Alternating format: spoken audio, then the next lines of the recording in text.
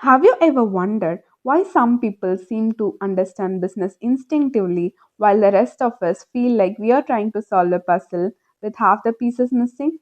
This exact question hit me one morning while I was looking at my MBA textbooks, and that moment is where today's story begins. Stick around until the end because I'm going to share a specific mistake we made during a campus event that almost cost us our entire budget and the one simple principle that could have saved us. Hello everyone, I'm Mohnapriya and you're listening to the Wisdom Atlas. As someone who has completed an MBA, I've studied business in classrooms through complex projects and in real world internships. But one unexpected thing happened. Some of the clearest, simplest business lessons didn't come from 500-page textbooks. They came from a single book, The Personal MBA by Josh Kaufman. Today, I want to walk you through the five core pillars of business, shared through the real stories that shaped how I think and work today. A few years ago, I was working in a team that had brilliant people, but our work kept getting stuck. Deadlines slipped, ideas didn't turn into results. Everyone was trying hard, yet progress felt like pushing a heavy stone uphill. Then I read something in the personal MBA that changed the way I looked at everything. Every business is built on few fundamental principles. Understand them, and everything else becomes clear. Let's look at the five ideas that reshaped my career. Number one, value creation. Every business starts with one question: are you solving a real problem for real people? Kaufman says that when you create value, you earn value. During my MBA, I worked on a project where our team built a very impressive dashboard, beautiful charts, complex features. But then my professor looked at it and asked, who needs this and why? We stared at each other.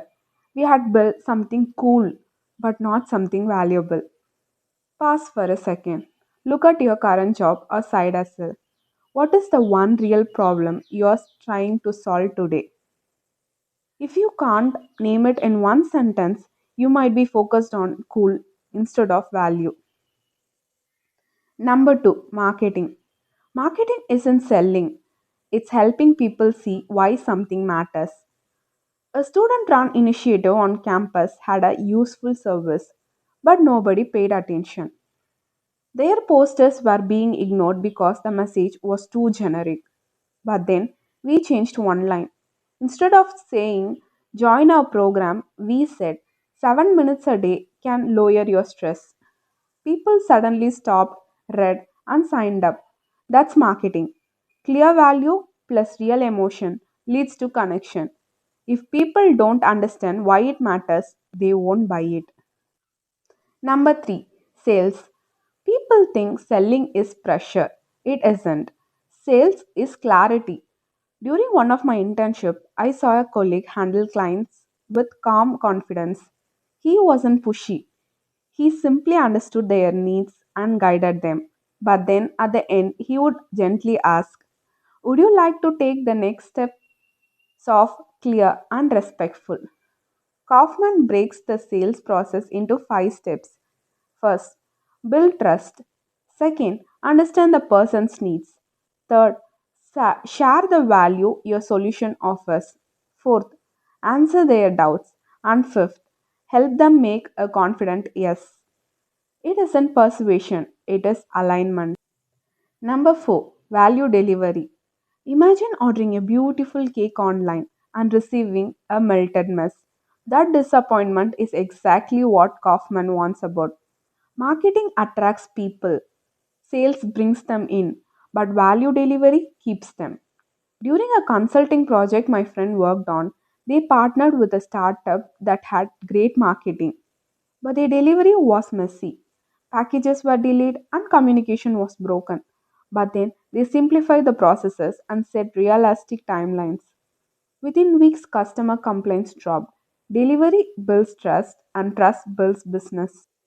Kaufman explains something every MBA student hears often but only understand fully later. If you don't know your numbers will control your decisions.